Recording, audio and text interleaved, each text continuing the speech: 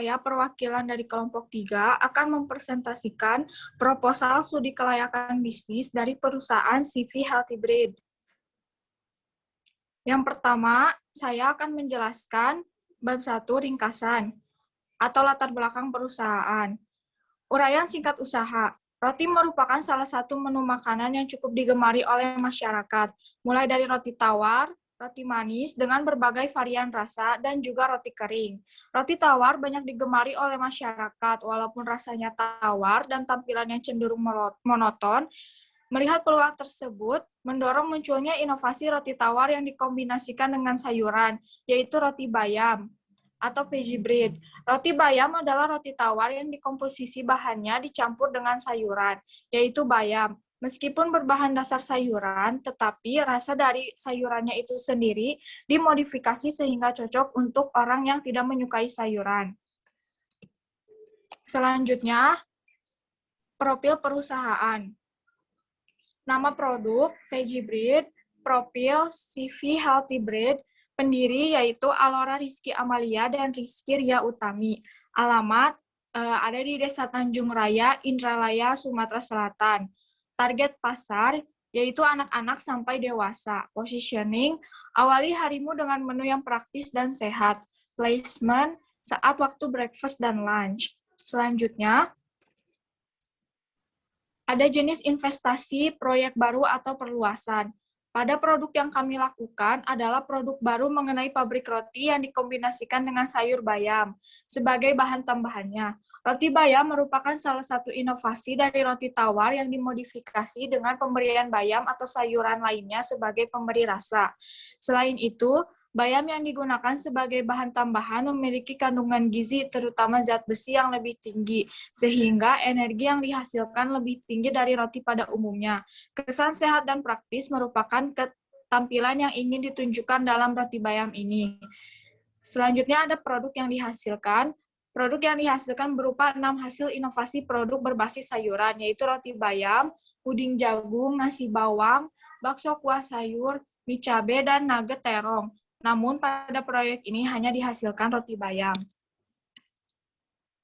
Selanjutnya, bab 2, aspek pasar dan pemasaran. Yang pertama ada segmentasi pasar. Perusahaan mengelompokkan segmentasi menjadi 2, yaitu segmen geografis adalah suatu segmen yang didasarkan atas suatu lokasi konsumen atau daerah penjualan yang berpotensi besar dalam penawaran kepada konsumen. Yang kedua ada segmen demografis, adalah suatu segmen berdasarkan karakter kependudukan seperti umur, jenis kelamin, gaya hidup, dan pendapatan ekonomi. Selanjutnya akan dibacakan oleh rekan saya.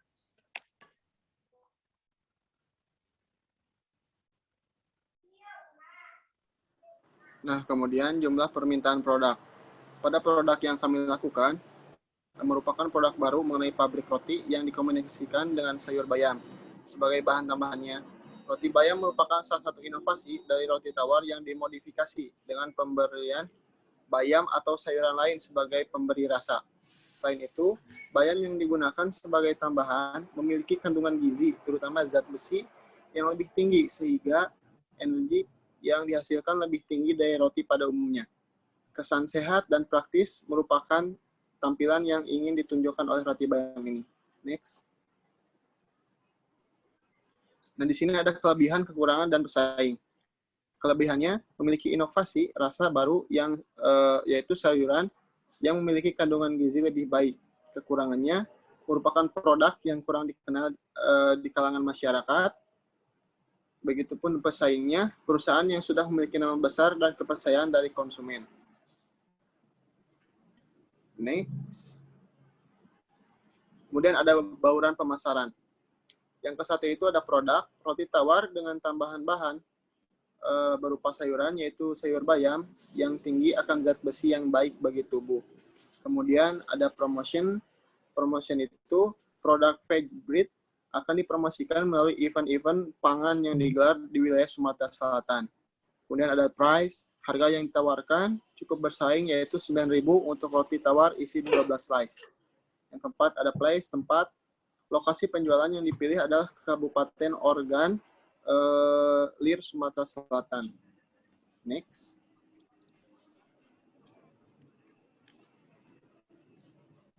Next. Next. Kemudian ada kapasitas produksi ekonomi.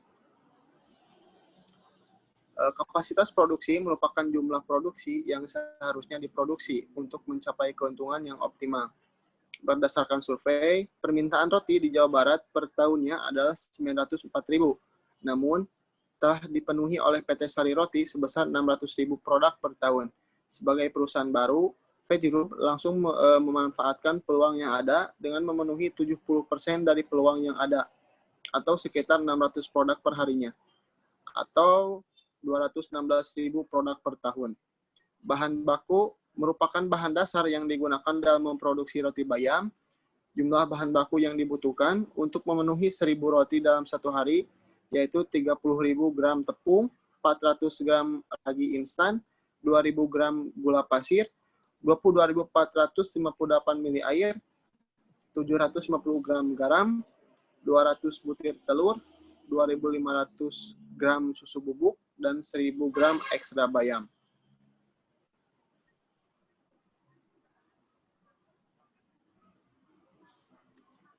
Next.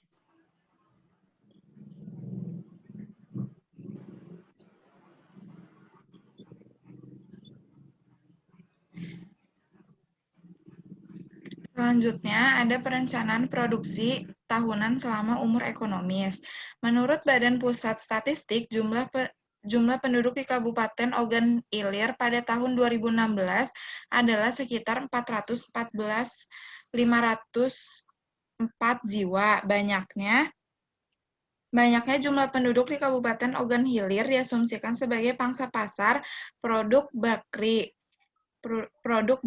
di Kabupaten Ogan Ilir belum banyak terdapat produsen roti tawar, sehingga Veggie Group mempunyai kesempatan yang tinggi untuk memasuki pasar ini. Produsen yang memiliki daya jual yang tinggi salah satunya adalah Sari Roti. Menurut PT Nippon Kopindo, data agen Sari Roti yang terdapat di Kabupaten Ogan Ilir adalah lebih kurang 80 agen. Dalam setiap agennya dihasilkan 2.000 produk roti tawar per hari, sehingga dihasilkan 160.000 roti tawar per hari.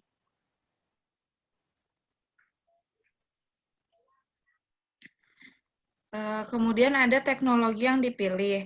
Alat dan peralatan juga teraspek penting selain pemilihan lokasi, karena mampu menunjang produksi produk Veggie Brand sendiri. Produksi roti bayam terbilang tidak mudah, sehingga diperlukan teknologi dan peralatan yang mampu menunjang dan meminimalisir kegagalan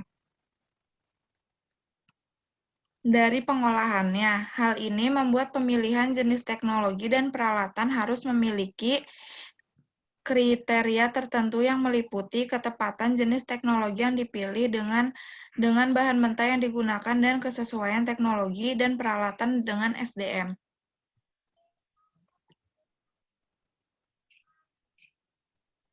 Selanjutnya ada kebutuhan bahan baku, pembantu, dan pendukung. Yang pertama ada bahan. Bahannya ada tepung, jumlah yang dibeli 100 kg per bulan dengan harga 900.000. Yang kedua ada ragi, jumlah yang dibelinya 15 kg per bulan dengan harga 600.000. Yang ketiga ada gula pasir, jumlah yang dibelinya 60 kg per bulan dengan harga 780.000. Dan ada garam, jumlah yang dibelinya 10 kg per bulan dengan harga 120.000. Kemudian ada telur, jumlah yang dibelinya 6.000 butir per bulan dengan harga 9 juta. Selanjutnya ada susu bubuk, jumlah yang dibeli 75 kg per bulan dengan harga 6 juta.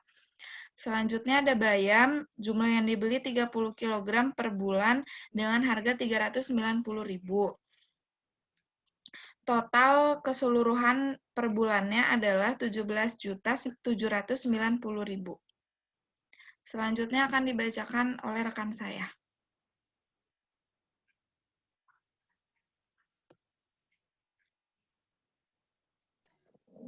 Selanjutnya, tim peralatan dan harga tetap lainnya.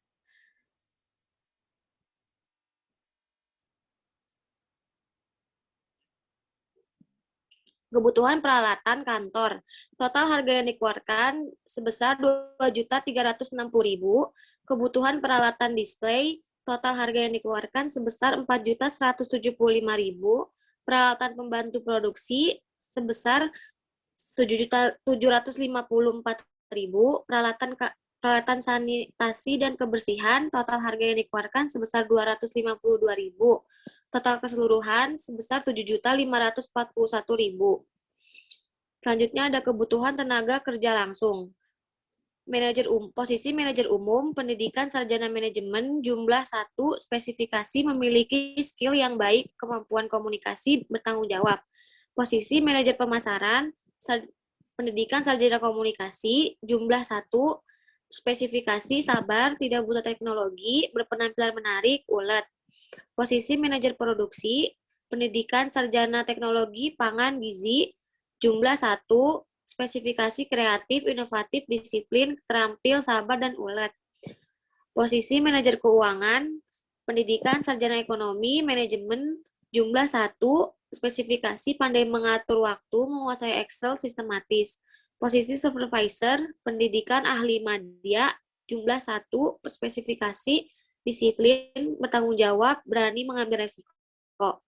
Selanjutnya, pilihan lokasi dan tempat usaha. Dalam mendirikan tempat usaha, salah satu faktor yang mempunyai pengaruh yang besar adalah pemilihan lokasi yang tepat. Di mana lokasi yang tepat, strategis, atau berada di lingkungan keramaian dapat meningkatkan hasil penjualan menjadi lebih optimal. Berdasarkan survei di Kabupaten Ogan Ilir, CV Healthy Bird memutuskan untuk menggunakan lokasi yang berbeda untuk ruang produksi dan pemasaran atau display.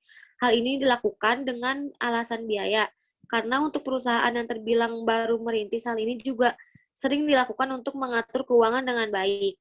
Kedua lokasi tersebut, produksi dan pemasaran, berada di daerah Indralana, hanya berbeda kecamatan saja. Pemilihan Indralaya dikarenakan lokasinya yang cukup strategis dengan biaya yang masih relatif miring juga. Selain itu, Indralaya juga merupakan salah satu daerah yang ramai penduduknya karena dengan pusat pendidikan tinggi atau universitas, yaitu Universitas Sriwijaya. 4.2. Usulan pemilihan lokasi hubungan dengan pasar bahan baku. Hubungan lokasi pemasaran yang berada di dekat dengan tempat tinggal para tenaga kerja sehingga memudahkan mereka untuk bekerja. Lokasi yang ditempatkan sebagai pabrik dengan baku juga tidak terlalu jauh sehingga dengan mudah jauh untuk dijangkau. Tenaga kerja untuk bagian produksi roti bayam ini menggunakan tenaga kerja dari masyarakat yang ada di sekitar pabrik, dengan itu juga membantu perekonomian di sana.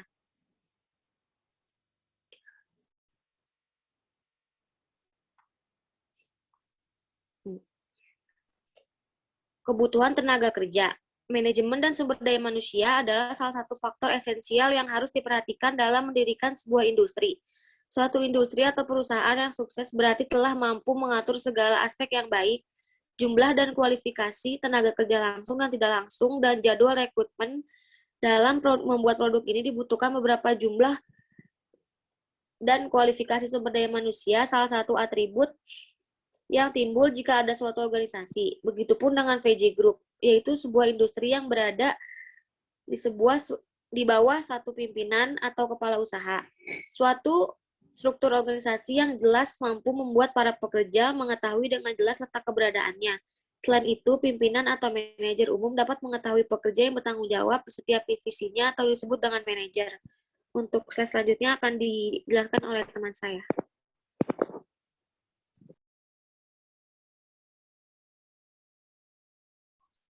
Di bab 6 ada aspek keuangan dan ekonomi.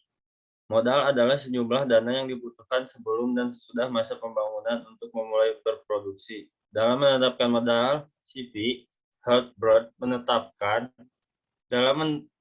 modal tetap modal kerja untuk 3 bulan masa kerja atau produksi investasi awal yang dikeluarkan oleh CV Group sebesar 2.300.000 berapa ini tim?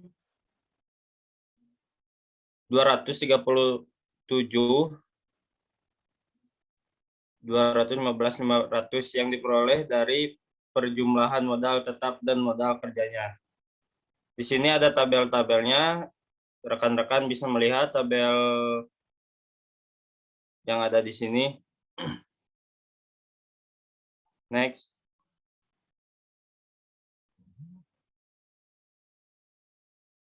Di sini juga ada tabel hasil perhitungan modal tidak tetap. Dan ini adalah tabel-tabelnya. Next.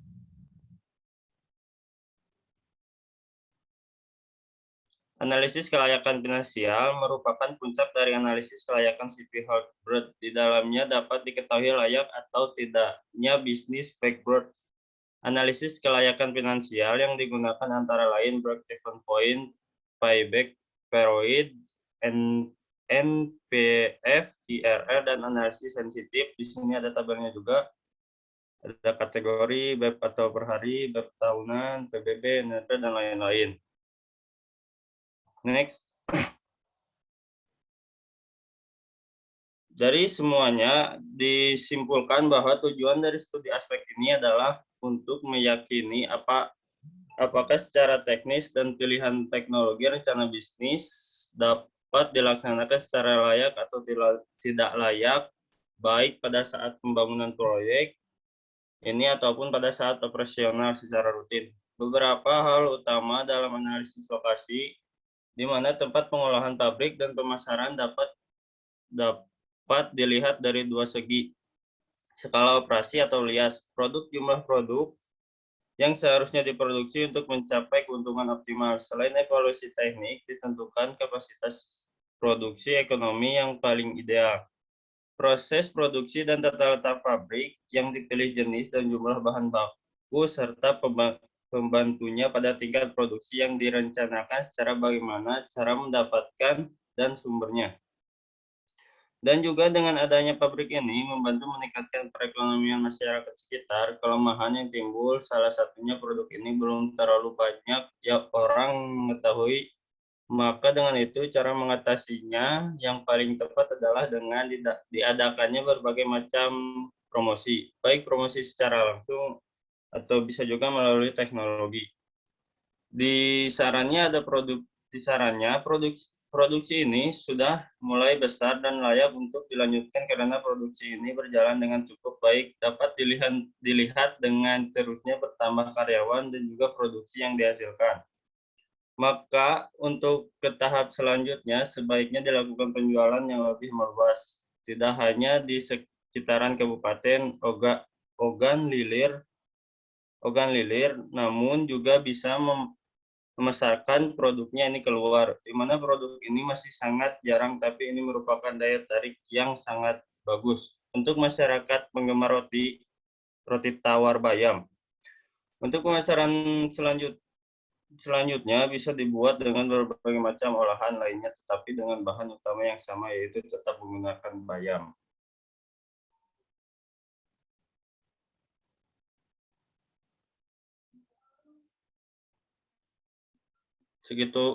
Segitulah presentasi dari teman-teman kami. Barang tahu ada kesalahan, mohon maaf untuk memakluminya. Terima kasih.